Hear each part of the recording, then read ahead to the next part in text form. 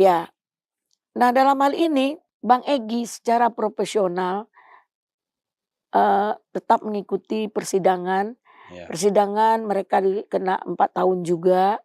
Kemudian Bang Egy tidak puas membuat laporan ke Bareskrim yaitu Dumas mempertanyakan kenapa mereka ditahan sementara ijazahnya tidak diperlihatkan. Dengan hal itu kita butuh ahli. Kita undanglah ahli yang 3 ini. Pak Rismon, Pak Roy Suryo dan Ibu Tifa. Katanya ini ahli ya. Dari situ asal muasal mereka. Baru tahun 2025. Kita dari tahun 2019 sudah berkutat dengan persoalan ini. Jadi tadinya 3 orang ini diundang oleh Bang Egy sebagai ahli. Iya, dari TPUA sebagai ahli dari perkara Bang Egy. Nah, sekarang kenapa ditahan klien saya? Kan itu maksud Bang Egy nih. Akhirnya alhamdulillah klien Bang Egy yang 2 itu sudah dibebaskan. Urusan dengan ijazah S1 Bang Egy nggak ikut-ikut. Semenjak kejadian itulah Roy, Rismon, Tifa ini bersinar. Bersikap dan bertindak bersinar. Atas siapa dan bagaimana saya nggak tahu. Saya jadi tangkap sekarang. Makanya Bang Egy tidak mau digabung sama 3 ini. Bukan karena mau cuci tangan ya. Tidak. Karena ya udah selesai urusan saya. Bang Egy orangnya bertanggung jawab. Makanya. Lalu kemudian mereka 3 ini udah jalan sendiri jadinya kan. Itu dia. Ketika waktu itu ingin bersama-sama dengan tujuan yang sama, tiba-tiba Bang Egy dipecat, dikeluarkan dari grup. Grup apa saya nggak tahu. Karena saya nggak mau tahu dan tidak ikut campur dalam persoalan tetep seperti itu. Mungkin karena saya bukan bagian dari mereka. Jadi benar ya Bang Egy bukan bagian dari 3 ini jadinya. Kalau dalam kasus isu yang sekarang ya. Jadi memang ini saya luruskan kepada semua pemirsa ya. Jangan menzolimi orang yang tidak pantas dizolimi. Bang Egy ini puluhan tahun pejuang, aktivis, dia guru besar, dia juga pemerhati dalam bangsa ini. Dan dia militansi dengan Pak Prabowo. Dia ketua RN PAS, relawan Prabowo Sandi. Saya bendaharanya. Kami keliling Indonesia. Ada uang yang dikasih, ada bantuan uang? Enggak. 2019 saya di Hambalang. Setiap hari 20 mobil mak-mak naik ke Hambalang untuk mendukung Pak Prabowo se-Indonesia. Kaki jadi kepala, kepala jadi kaki kami lakukan untuk kemenangan Pak Prabowo. Kami berangkat jam 2 malam, hanya berdua laki-laki dan perempuan, namanya Pak Febri. Saya dan Pak Febri menjemput hasil C1. Saya peluk C1 itu. Salah satunya Surabaya. Datang kami langsung menjemput C1 asli. Upaya kita sudah cukup. Sehingga saya ke daerah saya undang Pak Joksan, Joko Santoso almarhum. Kami undang untuk tim pemenangan Pak Prabowo Sandi di Riau. Ada Sang Alang, ada juga Al-Khotot, ada juga 212 Pak Slamet Ma'arif, ada juga waktu itu dari Persaudaraan Pekerja Muslim, Daeng Wahidin, rame datang ke Riau. Kami fasilitasi untuk tim pemenangan Pak Prabowo. Kita clearkan satu hal ini dulu Bu. Jadi Roy, Tifa, Rismon ini sebenarnya tadi itu bagian dari proses hukum yang atas Bambang Tri dan Gus Nur. Itu bagian dari perjuangan Bang Egy untuk membela kliennya, membebaskan mereka kan, mempertanyakan secara hukum kenapa orang ini ditahan, sementara ijazahnya tidak pernah ditunjukkan. Lalu Roy, Tifa dan Rismon tuh dipanggil sebagai ahli, katanya ya untuk gelar perkara di Bareskrim. Setelah itu mereka buat tim, mereka rapat di kantor Abraham Samad. Bang Egy nggak bisa hadir. Tiba-tiba Bang Egy pingsan, tumbang. Bang Egy dilarikan ke rumah sakit Bogor. Saya atas nama TPUA bersama Muslim Arbi disuruh Bang Egy datang ke sana, mewakili Bang Egy. Sampai di sana, ternyata sebelum saya datang, rupanya Pak Muslim Arbi ini sudah menjadi bagian dari tim itu. Cuman disuruh keluar. Nah, jadi tim karena menggantikan Bang Egy, dia menemani saya hadir ke sana. Tiba-tiba Kozinudin ngusir. Karena bukan satu tim dengan dia. Padahal dasarnya apa? Kalau dia punya otak mereka itu, ini kerjasama harusnya bekerja sama dengan Bang Egy. Iya, karena inisiasinya dari Bang Egy tadi. Nah, ternyata ini sejarahnya orang-orang ini ya. Sampai ada yang mempertanyakan saya siapa? Saya ini SK dari Habib Rizik, tim pembela ulama dan aktivis. Waktu itu sekretaris jenderalnya adalah Pak Mihdan 212. Bang Egy ketua umumnya. Ada Ismar itu wakil bendahara. Itu yang saya ingat selalu. Saya selalu berada atas nama TPUA dengan sepak terjangnya Bang Egy. Oke, bentar Bu. Jadi setelah gelar perkara khusus itu di Polda ya saya. Di Polda, lalu kemudian mereka membentuk tim sendiri. Si tim Roy tadi ini. Bukan gelar perkara Polda, Bareskrim. Bareskrim, ya. Kasus Gus Nur dengan Pak Bambang Tri itu kan. Iya, itu kan mereka nggak ada yang ikut satupun. Mereka hanya dipanggil sebagai tadi ahli, ya kan? Nah, kasus Gus Nur yang ikut jadi pengacara adalah Damai Hari Lubis, ya. Egy Sujana. Kemudian saya tidak mau bersama karena saya ada pekerjaan lain, tapi saya tetap backup dan bantu dalam hal-hal yang lain. Kemudian karena saya orang TPUA dong gitu. Kemudian di situ ada si Kozinudin.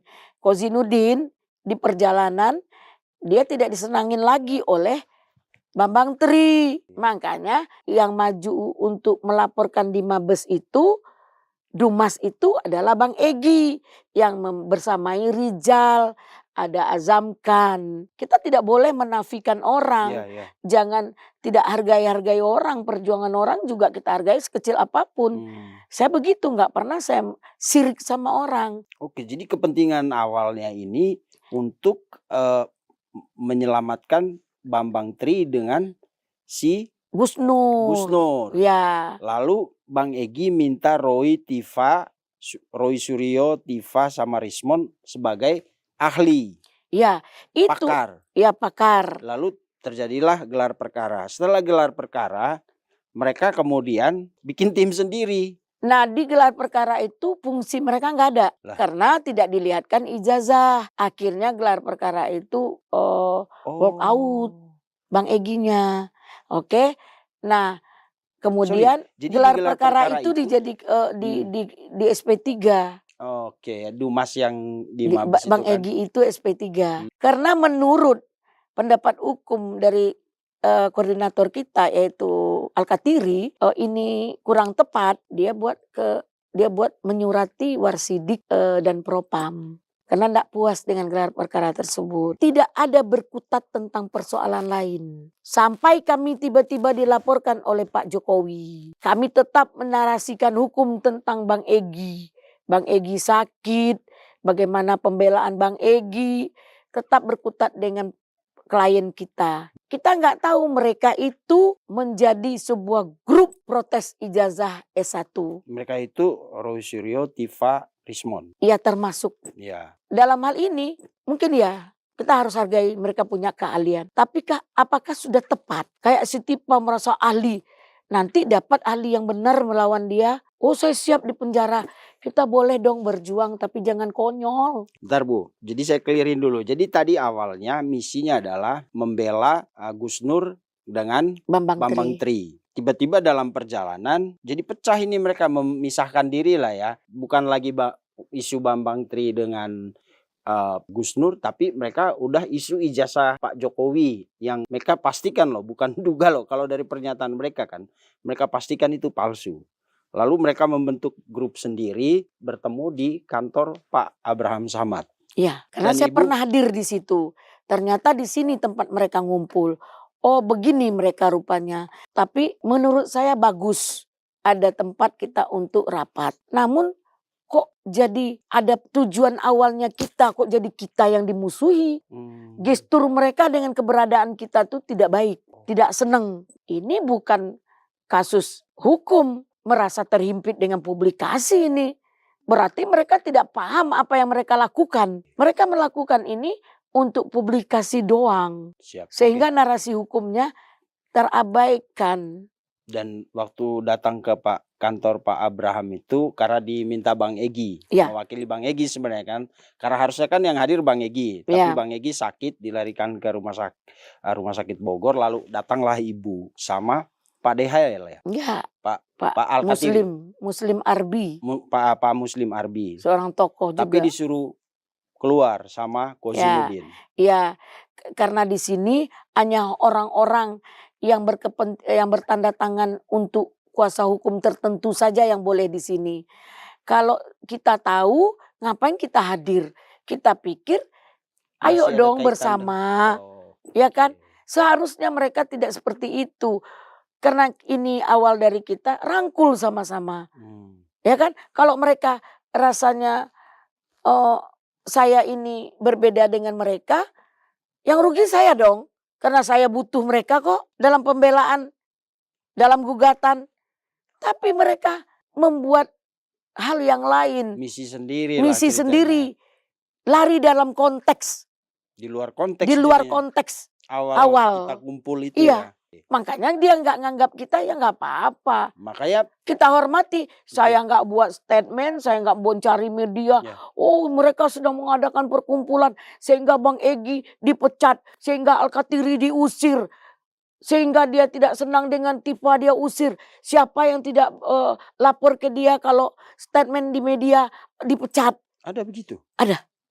Yang dilakukan oleh Kozinudin. Jadi akhirnya yang ngelit itu Kozinudin. Iya. Jadi ini apa-apaan ini? Jadi artinya kalau jalan bawa map, mau ke TV One, mau ke E-News, mau ini, Kompas. Masya Allah. Urusan hukumnya nggak diperhatikan. Ngapain? Kapasitasnya yang dikatakan dia adalah non-litigasi. Apa pandangan hukumnya tentang perkara ini? Kok bisa klien saya tersangka? Saya harus pembahasan dong tentang klien saya. Saya lebih tenang dengan tidak membersamai mereka. Karena saya lakukan dengan profesional. Bagaimana status Bang Egy. Tadi saya pertanyakan proses hukum Bang Egy seperti apa. Tentu harus berbeda dong. Hukumnya juga berbeda. Bang Egy tidak ada dalam tuntutan itu, tidak ada tentang permasalahan ijazah.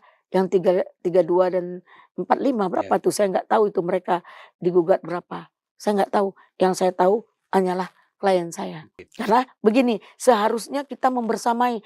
Tapi justru pengacara dari klien itu merugikan kliennya sendiri. Dia arogansi. Masa seorang pengacara bertengkar, ijazahnya palsu, ijazahnya palsu. Dia pengacara atau apa? Kadang-kadang apakah kita nih ahli? Apakah kita nih pengacara atau kita nih penggugat? Apa kita nih musuh? Tolong porsi kita jelaskan. Posisi siapa sebenarnya? Siapa kita sebenarnya? Baru ngomong. Landasannya jelas ya. Iya. Kalau pengacara ngomongnya nggak begitu. Nggak begitu. Makanya saya menyampaikan statement saya jelas. Jadi kalau Ibu bicara keras pun berbeda dengan apa yang disampaikan oleh timnya Roy dan kawan-kawan, nggak ada beban dong. Nggak ada beban. Karena saya nggak ada urusan dengan mereka. Saya hanya mempertahankan bagaimana Bang Egy diselamatkan secara hukum. Dan jalan yang selalu dilakukan oleh Bang Egy adalah jalan hukum. Satu, jangan dibilang Bang Egy pengecut. Pada 2019 ketika Bang Egy membela Pak Prabowo, membuat statement di depan rumah Prabowo di Kartanegara. Iya, Kartanegara. Itu saya nggak pernah lepas dari Bang Egy karena saya adalah bendahara. Saya tahu semua perjuangan Bang Egy. Kemudian Bang Egy diisukan mau ditangkap bersama almarhum Lius Sungkarisma. Almarhum ya. Terus keluarga Bang Egy bilang, Bu Eli bisa enggak kita ini bukan anak istrinya ya, keluarganya lah. Bang Egy ini nggak usah datang ke Polda. Terus kasihan adik saya satu-satunya laki-laki. namanya juga keluarga yang sayang sama adik. Bang Egy ini anak manja nih. 7 kalau saya bersaudara, dia sendiri laki-laki. Perempuan 7. 8 atau 7 ya, lupa saya. Nah, terus Bang Egy ini minta pendapat saya. Semua orang melarang dia untuk datang ke Polda. Bu Eli, saya pasti ditahan. Bagaimana pendapat hukum Bu Eli? Apakah saya nggak datang, bersembunyi, atau saya ke Polda? Abang tantang, abang seorang tokoh, abang seorang aktivis. Saya nggak takut mati, kata Bang Egy. Saya bukan takutnya. Saya nggak datang karena saya nih di sekeliling saya. Anak, istri ini semua belum apa-apa sudah ribut. Kalau pendapat Bu Eli gimana? Bang, nanti mereka akan mengerti. Abang datang aja. Di BAP langsung ditahan. Itulah politik. Saya naik ke meja. Tolong tunjukkan satu pasal saja yang dilanggar oleh Egy. Nggak bisa. Lepas. Nggak bisa. Mereka nggak bisa. Ini adalah permintaan dari atasan. Atensi. Ini adalah atensi. Kami nggak bisa berbuat apa-apa. Akhirnya, ya sudah kalau begitu. Kata Bang Egy, ini udah jam 3 malam nih. Di BAP-nya. Kalau begitu sudah, kalian pulang. Istri Bang Egy, saya, ada beberapa orang pulang. Bang Egy, biar saya di sini. Nyerahkan diri.